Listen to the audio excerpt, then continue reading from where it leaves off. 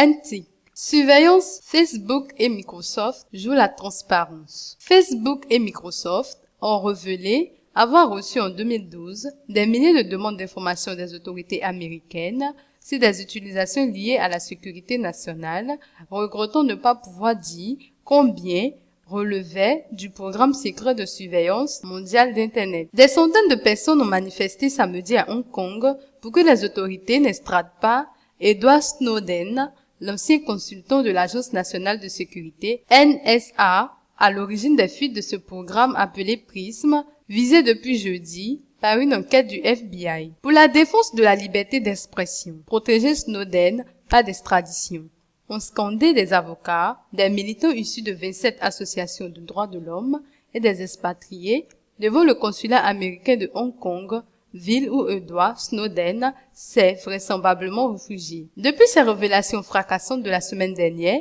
les géants de l'Internet comme Apple, Google, Microsoft et Yahoo ont démenti les affirmations selon lesquelles la NSA avait un accès direct à leur serveur. Selon les autorités américaines qui défendent la légalité de ce programme, PRISM était destiné à contrecarrer des attaques terroristes. Facebook et Microsoft ont été les premiers à vouloir jouer la transparence auprès de millions d'internautes réprobateurs. Les deux géants ont affirmé avoir reçu au second semestre 2012 des milliers de demandes d'informations des agences américaines sur des utilisateurs entre 6 000 à 700 pour Microsoft et entre 9 000 à 10 000 pour Facebook. Mais les deux entreprises n'ont pas confirmé dans quelle mesure ces demandes émanaient du programme PRISM. Pour la première fois, nous sommes autorisés à inclure le volume total de demandes liées à la sécurité nationale qui pourrait inclure des demandes sous le coup du programme PRISM, a expliqué John Frank,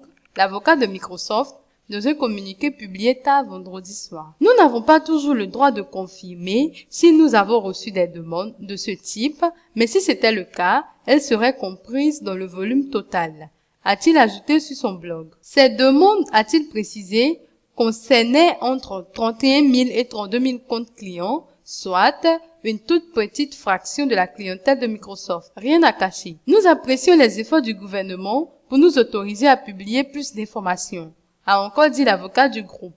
Cependant, nous continuons de penser que ce que nous avons le droit de publier est loin d'être suffisant pour aider le public à comprendre cette affaire et à en débattre. Facebook a indiqué de son côté que 18 000 à 19 000 comptes avaient été visés sur cette même période, assurant ne pas avoir systématiquement répondu à toutes les requêtes d'information. Facebook protège de manière agressive les données de ses internautes, a assuré Ted Ulio, le principal avocat de l'entreprise californienne dans un communiqué. Ces demandes concernaient des faits allant de la disparition d'un enfant à des menaces terroristes en passant par les délits mineurs. Souvent, nous rejetons immédiatement de telles requêtes ou demandons au gouvernement de réduire substantiellement leur nombre ou bien encore nous leur donnons au cas par cas bien moins d'informations qu'ils ne demandent. En tout état de cause, nous nous conformons strictement à ce que prévoit la loi, a expliqué Facebook dans un communiqué.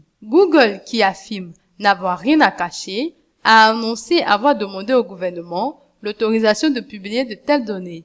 L'entreprise publie régulièrement un rapport dit de transparence sur les demandes du gouvernement, mais ce document ne répertorie pas celles relevant du programme PRISM. Auditionné par des élus jeudi matin, le directeur de la police fédérale américaine, Robert Mueller, a affirmé que ces fuites avaient causé des dommages importants à notre pays et à notre sécurité. Selon le patron de la NSA, PRISM a notamment joué un rôle crucial pour déjouer en 2009 un projet d'attentat dans le métro de New York, fomenté par un jeune Afghan, Najibullah Zazi.